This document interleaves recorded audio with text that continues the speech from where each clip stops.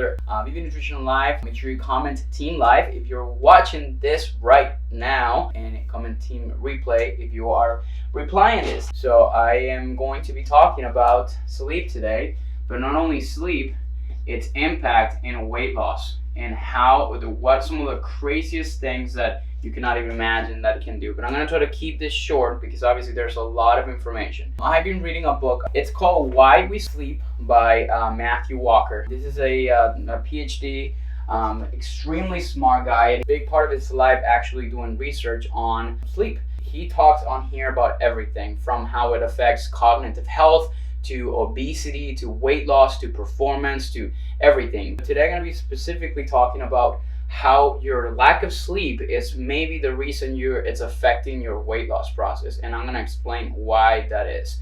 First of all, we need to understand why we sleep. Sleep is an opportunity for us to be able to recover. Sleep is usually separated into wake cycles. It's separated into what we call non-rapid eye movement sleep, and then rapid eye movement sleeps. Now you go through the night, and usually you go through stages like this, and it goes up, so it's something that goes that way. So essentially what that does is wake cycles is essentially what we call a reception state. So reception is when we're capturing information. So right now we're in a wake cycle, but sometimes throughout the night you also go through wake cycles as well. But then it's when you're capturing information. You are learning new things as you're learning right now, and so forth like that. Now, when you switch over to like NREM sleep, or non-rapid eye movement, what you're doing is actually you are making connections.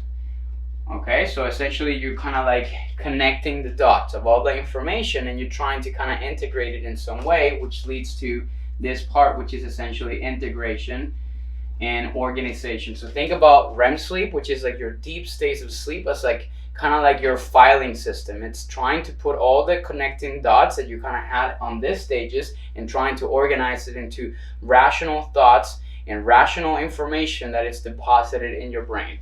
Now, of course, that's why we need it. So they have done a ton of studies on sleep deprivation. So one of the two biggest hormones that get affected are called leptin and ghrelin. Now, what they do is leptin increases your senses of feeling full, and this increases your hunger levels. So actually they have opposing effects, and you need to create a good balance between the two to be able to control food intake.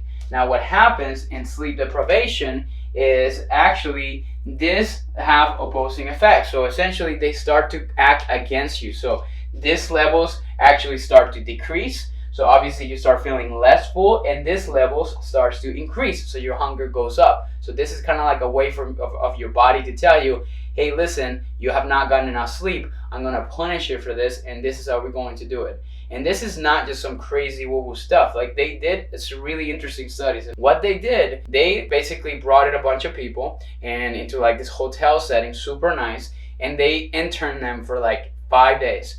Now, they had TV, they have access to everything. Now, one group, what they did is like they give them food accessibility, they have buffet tables, they have everything. They can eat whenever they want to, whatever. The only thing that they changed in the two groups that they put them on there in those kind of works was one group got like 4 to 5 hours of sleep, the other group got full 7 to 8 hours of sleep.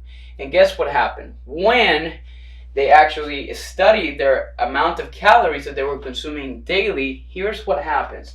The group that got low sleep ate an average of 300 extra calories more every single day, versus the normal sleep actually obviously less. They didn't really eat that much. This accounted for closer to 2,100 calories per week. And then that accounted, if you were thinking about, obviously this is a year, to closer to enough calories to gain anywhere between 15 to 20 pounds. By just depriving your sleep, not changing anything else, not changing how much you were consuming, nothing at all. And they attribute this mainly because of the fact that your hunger hormones are actually out of whack.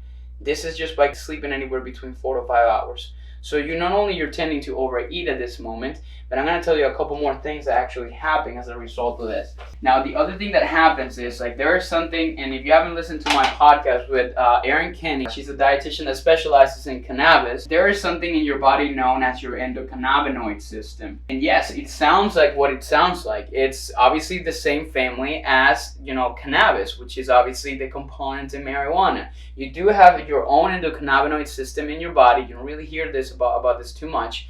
But what it does is, apparently when you're sleep deprived, it produces a lot more cannabinoids in your body, and those have the same similar chemical effects of producing what you know as the munchies. So what happens is a lot of people that are sleep deprived, they have more concentration of this. So you tend to actually have more cravings that are insatiable. That means you cannot stop eating. Here's another really interesting study that they did, because in your brain, there's something else that is extremely more powerful in this process. And here's actually what happens. So what they believe is like you actually have more inclination. They did a study and they started to look at, they give them a buffet table and they started to see what the reactions of the people that were sleep deprived versus the ones that were not were towards like food. They had like a snack table with donuts and like cupcakes and cookies, and they also have salads, everything.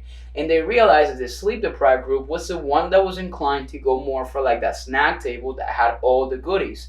So they're trying to figure out why is that. They did MRI scans on the brains of some of these people that were sleep deprived versus the ones that were not. And before that, they showed them pictures of different kinds of foods. For example, they showed them pictures of like vegetables, fruits, bread, cookies, pizza, all kinds of different foods. And they asked him, how do you feel about them? And what are you more inclined to consume right now? So what they found is like the sleep deprived group obviously chose the ones that are going to be more, not the greatest options, and they're going to be more higher calorie dense and more junk or processed food items versus the ones that didn't.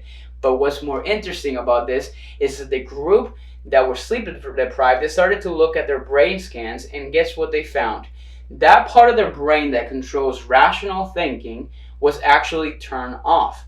Versus the group that was non-sleep deprived, it was turned on. The rational kind of brain is the one that connects to like that deep emotional brain and try to obviously control each other to make sure that you're not making emotional, irrational decisions. And that's exactly what happened with the sleep deprived group. They were making decisions out of like that part of that emotional part of like deep areas of the brain that are not being controlled by this part of the brain, which is what we call your prefrontal cortex. So essentially they were making decisions because there are parts of the brain that were not really telling them not to do it. That's number 4. And the last one I'm going to share here today, so we can wrap this up, is your weight loss process. If you were on a calorie deficit, it's not as effective when you're in a sleep deprived state. And here's why. Like they did another study, and essentially what they did is like they put 2 groups on a low calorie diet, and then one group actually like low sleep and the other group actually had normal sleep. Now what they found was both groups actually lost weight. So that's great. But here is like the difference that exists. 70% of the weight that was lost in this group came from lean mass, or mass that is not fat, while 50% of the weight that came from here actually came from fat. So what happens is when you're sleep deprived, your body becomes in that kind of stressful kind of response, increases cortisol levels, and those cortisol levels are trying to hang on to energy as much as you can. And guess how you store energy? Through your fat accumulation. So what's happening here is your body's hanging on to fat and not letting go, and is looking for alternative sources of energy to be able to survive on a calorie deficit state, because that's what happens. So just because the number on the scale is moving when you are trying to lose weight doesn't mean that it's the right type of weight. And that's why we emphasize in the Vivi Nutrition Coaching Program to make sure that we don't focus so much on the scale as much as we focus on the body composition and what's really changing. This stuff, it's crazy. So you have to start to think about you getting your 7, that's the response to this poll, 7 to 8 hours of sleep every single night. And no, you cannot make up for like poor sleep that you had the night before. And that's something that they talk about in this book. You just need to make sure you're creating habits to get enough throughout the day, because this, my friends, may be the reason where you're doing everything supposedly right, but is the main reason why you may not be getting enough sleep. We're not even gonna talk about quality and all kinds of stuff like that here today, but I just wanted to leave you here with this and to give you something to ponder on today. Thank you so much for watching, guys, and I'll see you guys for another episode of Even Nutrition Live.